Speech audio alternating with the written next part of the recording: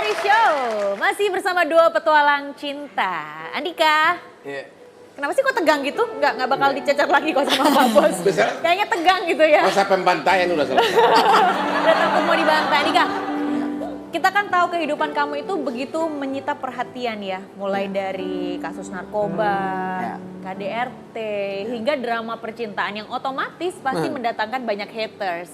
Nah, cara kamu untuk menghadapi mereka tuh kayak gimana? Haters ini nih. Kalau haters mah nggak usah dihadapin lah, disenyumin aja. Disenyumin aja, sempet nggak sih ngerasa kesel atau ada haters yang mencibir gitu misalkan terus kesel terus akhirnya ngajakin berantem? Pernah nggak? Nggak, kalau aku bicaranya ngelihat teman-teman beberapa teman selebriti kan, kita kan saling kenal. Ngelihat komentar mereka aja banyak dicibir apalagi kita gitu kan. Jadi kalau aku mah yang penting biasanya kan haters kan orang-orang kurang kerjaan sih sebenarnya. Gitu kan. Daripada dia ngomongin orang, mendingan dia kerja lah, cari kerja, nggak usah komen-komen nggak jelas. Tapi makasih juga buat haters, karena haters juga nama aku naik malah gitu dengan panggilan baru Babang Tampan itu. Babang gitu. Tampan. Iya. Jadi membawa berkah Malah, juga ya? Iya, awalnya musibah, nggak taunya berkah Om. Gitu. Kalau Regina gimana menghadapi haters? Ya mungkin ya sebenarnya yang apa Andika bilang tuh benar ya Bang ya. Jadi memang kalau diikutin mah bisa pusing dan sakit kepala banget. Jadi ya udahlah, namanya juga orang-orang kan gak semuanya satu pikiran, satu otaknya sama ya. Betul. Jadi bagi aku ya udahlah yang mau ngomongin apa terserah aja deh. Yang penting kita tunjukin dengan prestasi kita kalau bisa dengan perubahan yang jauh lebih baik gitu. Pernah ada pertanyaan gak sih dari anak-anak? Alhamdulillah kalau anak-anak saya bukan tipikal anak-anak yang ya mungkin sorry ya mungkin ada beberapa orang yang mungkin aduh nonton ini anak saya jadi begini begitu, tapi alhamdulillah anak saya selalu memberi pengertian dari mereka kecil gitu ya. Seperti apa bagaimana, jadi mereka juga bukan tipikal dan mereka juga punya kehidupan dan kesibukan sendiri ya, jadi artinya dia tidak terganggu dengan apapun yang terjadi, apalagi dengan infotainment ataupun apa, mereka juga jarang nonton juga gitu kan. Kalaupun mungkin ada yang dia udah bisa buka YouTube atau apapun juga, mereka orang tipikal anak-anak yang bukan tipikal yang kok mami begini, dia bukan yang begitu. Jadi dia sudah tahu mami seperti apa dan dia juga nggak peduli juga. Dan sudah dikasih pengertian juga ya sebelumnya. Kalau Andika gimana? Masa sih nggak pernah berantem? Perasaan dulu katanya nih denger dulu tuh suka kepancing emosinya, terus suka dikit-dikit berantem. Kalau gitu. dulu mungkin ya dari tahun 2005, 2006, 2007, 2008 ke atas aku mulai les kepribadian. Terus bahwasannya emosi itu nggak menyelesaikan masalah, malah nambah parah. Kalau aku cara pikirnya sekarang simpel aja, pura-pura gila aja. Pura-pura gila. Karena kenapa? Karena pada dasarnya orang yang mencibir sama orang yang mensupport beda tipis. Kalau yang mencibir cuma menghina doang, kalau yang support paling sabar ya, nggak ngasih makan. Apakah kamu menyesal tukar-tukar suami, tukar-tukar pasangan seperti ini? Kalau harus sekiranya bisa mengulangi lagi kehidupan kamu, apa yang Anda kau lakukan? Ya kalau misalkan saya bisa mengulangi waktu diputar kembali ya, yang pasti gini. Kalau menyesal itu pasti ada hal-hal yang saya sesali pasti ada. Tapi bagi saya kalau ditanya andaikan waktu bisa diputar kembali, saya juga tidak akan meminta untuk supaya jangan seperti dia. Saya nggak menerima semua apa yang sudah Tuhan gariskan. Gitu. Waktu kecil, Andika kecil tuh seperti apa sih? Pernah ngebayangin nggak sih jadi kayak sekarang? Nggak pernah. Nggak pernah ngebayangin. Sosok Andika kecil kayak gimana tuh? Paling mentok jadi penyanyi kafe aja. Dulu waktu masih kecil? Masih kecil, ya cita-citanya emang udah pengen jadi penyanyi. Pengen jadi penyanyi? Iya. Tapi masa karirmu benar-benar prihatin ya? Sempat kerja di restoran, benar gak itu? Iya, benar. Sampai jual cendol. Pernah. Wah hebat banget kau bisa jadi. Belajar bandnya itu di mana? Jadi dulu kan keluarga dari bapak, dari orang tua, dari keluarga besar emang musisi, sering ngadain acara ngeband gitu di rumah. Jadi anak-anaknya nonton gitu. Ya aku ngelihat orang yang nyanyi di kafe pulang gitunya kayak enak bener, pasti makanannya enak-enak tuh, namanya masih kecil kan. Apa aja isinya ya kafe itu, yang ngintip kadang-kadang dari jauh lihat orang pulang gitu. Ya nggak nyangka juga tiba-tiba aku kerja di Toserba sudah, kerja di rumah makan sudah, terus tiba-tiba aku berhenti denger musik pengennya nyanyi, tiba-tiba diajakin rekaman, nggak punya uang pada saat itu Om. Aku bingung kan, gimana lah kita nggak kerja, orang kita aja rokoknya. Ya kalau itu aja join-joinan gitu kan, kalau makan join-joinan. Terus akhirnya teman mutusin, si Dodi ngomong, udah Dik, lo ikut gua, kita dagang cendol sama kerja bangunan ngumpulin. Akhirnya terkumpul, akhirnya bayar rekaman, Jadi tiba-tiba dijemput. modal untuk main band itu dari dagang cendol dan Iya. wah hebat, saya salut sama Abu. Saya adalah orang yang paling bekerja keras. Tadi pagi saya jam 3 bangun, jam 5 saya sudah di kantor. Jam 5 subuh. Mantap. Ya, serius, itu terjadi hampir tiap hari. Wow. Dan ini udah berapa jam ini berarti? Udah hampir 15 jam. Saya masih kuat menyerang kalian berdua. Aku mau ke situ larinya. Kalau Regina gimana nih? Aku dengar waktu masih kecil dulu prestasinya bagus di sekolah, ya. Jadi gini loh Lolita Bang, jadi kalau aku ini satu mungkin kalau Andika kan dari kecil mungkin udah tinggal orang tua ya. Kalau aku memang hidup dari keluarga yang memang tidak selayaknya keluarga lain. Mungkin ada orang tua saya sudah bercerai waktu saya umur 3 bulan ya gitu kan. Jadi waktu saya bayi memang mereka sudah divorce gitu dan saya diurus kebetulan sama almarhum nenek kakek saya. Dan kebetulan mereka sama-sama di TNI dulu. Ibu saya karena sibuk kerja untuk menghidupi saya gitu. Kebetulan waktu itu papa saya juga memang sudah berkeluarga lagi tapi ibu saya tidak berkeluarga sampai saat ini gitu. Jadi memang saya terbentuk walaupun saya anak tunggal, tapi saya tetap dari dulu itu memang sudah mandiri sekali. Jadi memang alhamdulillah saya tidak terbentuk jadi perempuan yang manja gitu ya. Jadi kata orang, ih enak banget ya anak tunggal pasti lu manja segala macam. Mereka cuma melihat dari luar aja casingnya gitu. Kadang saya jujur aja sampai sekarang pun, sampai usia saya 35 tahun ini kadang saya masih suka melihat orang mungkin dengan keluarga yang lengkap gitu ya. Saya tidak pernah merasakan itu. Jadi bagi saya, kalaupun saya bisa seperti sekarang ini gitu, sebenarnya perlu perjuangan yang panjang banget gitu. Perlu saya bilang, tapi kan orang tidak pernah melihat itu semua gitu.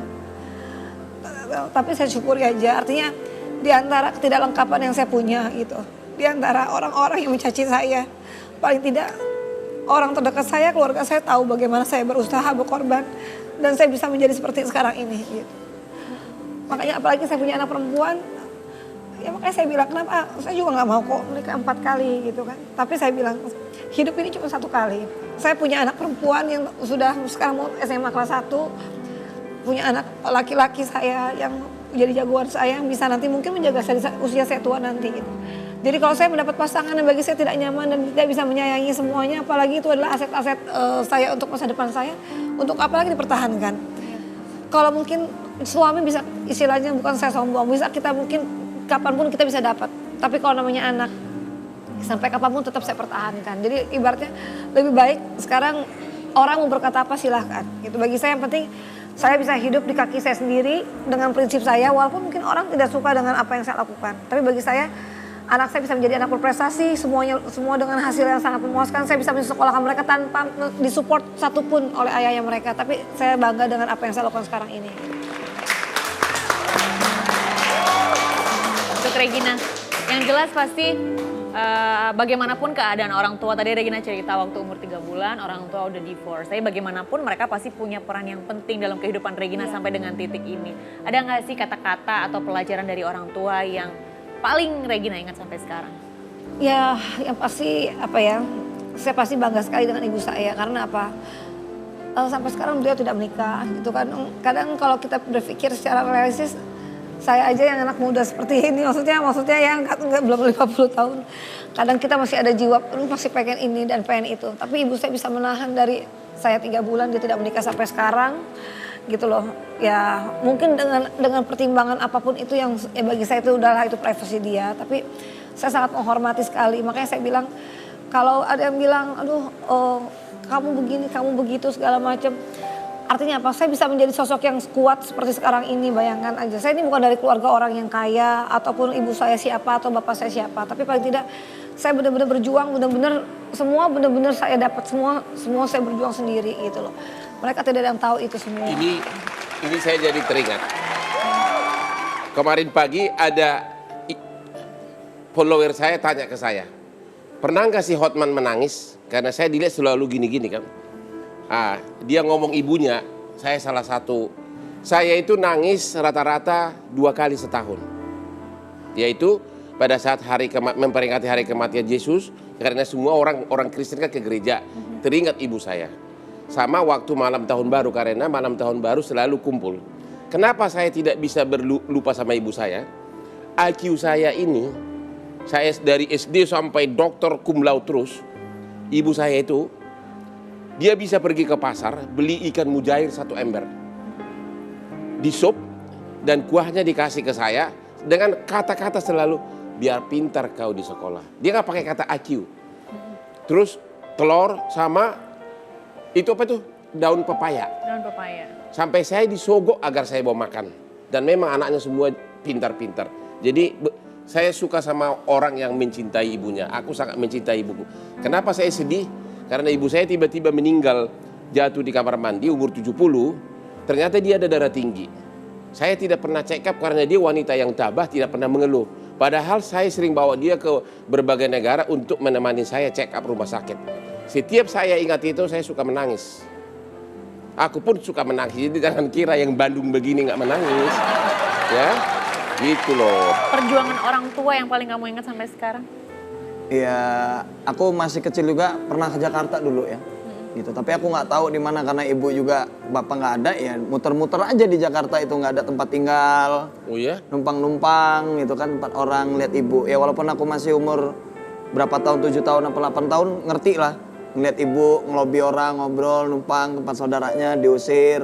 Terus tempat keluarga diusir. Ya sekarang alhamdulillah dengan adanya aku kayak gini sekarang, ya yang saudara-saudara ibu yang nggak ngaku sekarang ngakuin semua, itu ponakan saya, itu gitu-gitu. Itu masa-masa terberat dalam hidup kamu bukan sih? Atau ada lagi masa-masa terberat dalam hidup? Ya sampai berat dengan lah. titik saat ini? Jadi waktu nyampe Jakarta dulu masih kecil aku, itu ibu juga nggak tahu arah tujuannya kayak mana. Akhirnya kami di sebuah kayak toko, nepi di situ, kehujanan, berdua, nunggu sampai jam 3 subuh, aku kelaparan. Akhirnya ibu ada tukang yang dagang-dagang itu minta buah, dikasih pisang 1. Itu cuman buat makan aku aja. Ya banyak lah kalau diceritain, ya kalau ngomongin nggak layak, sama lah nggak layak. Makanya kesuksesan itu nggak diraih dengan gampang, tapi diraih dengan usaha, kerja keras, sama doa. Mudah-mudahan lah gitu, pasti nyampe. Jangan dengerin omongan orang, dah itu aja. Kalau Regina, masa-masa terberat dalam hidup Regina hingga detik saat ini? Yang pasti Iya ini kok jadi sedih-sedihan sih Mbak, Om? Jangan nangis dong. Ya udah nggak nangis kok. Selip. Biasa kalau ngomongin. Ya Allah. Jangan ada yang cemburu pengacara di luar ya. Regina dan Andika, siapa sih orang yang paling berjasa dalam hidup kalian atau dalam karir kalian sampai saat ini? Regina dulu. Ya pasti almarhum kakek nenek saya dan ibu saya. Karena mereka kan jujur aja ya, kalau dibilang lebih dekat memang saya karena diurusnya oleh mereka gitu ya. Apalagi sekarang mereka dua-duanya udah nggak ada gitu kan. Ya cuma ada ibu saya sekarang. Paling tidak ya sekarang saya cuma bisa mendoakan. Paling nggak kalau nggak saya kalau misalkan pas ada waktu kosong saya ke kuburannya berdoa gitu. Tapi cuma itu aja lah. kalau lihat di layar TV kau cantik loh bener. Iya. Serius loh. Lihat tuh senyum dulu coba. Coba aduh. Regina, Duh bisa. kalau mama lagi nonton, kalau ibu lagi nonton, ada nggak sih yang pengen disampaikan, sesuatu yang pengen disampaikan sama mama? Yang pasti saya nggak bisa berkata-kata banyak kalau untuk seorang ibu ya. Yang pasti saya cuma bisa bilang apapun, seburuk apapun, sesulit apapun gitu, apapun yang terjadi dalam ibu saya, tetap ibu saya adalah ibu saya yang terbaik gitu loh. Karena bagi saya apapun yang dia kerjakan, apapun yang dia sudah korbankan sampai saya bisa seperti sekarang ini, bagi saya itu sangat luar biasa sekali gitu. Karena mungkin orang lain bisa melihat sebelah mata gitu, tapi dia tidak tahu pengorbanan ibu saya seperti apa. Sampai dia mengorbankan kebahagiaan dia hanya untuk membesarkan seorang Regina aja gitu. Padahal mungkin saya juga belum tentu bisa membahagiakannya, tapi bagi dia itu sudah sangat cukup. Bayangkan nggak menikah dari dulu sampai sekarang, itu bagi saya sesuatu yang sangat belum tentu semua orang bisa perbuat gitu. Karena melawan nafsu diri sendiri itu paling susah banget gitu. Oke. Kalau untuk Andika, orang yang paling berjasa dalam hidup atau karir kamu? Banyak ya, karena kan dari dulu aku ini nggak punya orang tua, jadi dilempar ke sana, dilempar ke sini ke saudara-saudara gitu. Yang paling berjasa paling tante-tante aku ya, Yu Eli, Mama Yus, terus Bu Suryani, Om Aman, terus tetangga-tetangga lah yang dulu kecilnya sumbangan suka ngasih. Kalau zaman aku kan nggak pakai susu, ngasih air tajin, tetangga-tetangga itu ya itulah banyak lah, semua masyarakat Lampung lah intinya. Makasih banyak gitu. Yang terakhir ya pasti ibu ya. Walaupun udah lama nggak ketemu, tiba-tiba ketemu baru beberapa tahun ini, aku rasa ya makasih lah, tanpa dia juga aku nggak akan lahir di dunia. Yang paling utama ayah ya, karena aku kebanyakan sama ayah gitu sama orang tua laki gitu. Oke. Ya.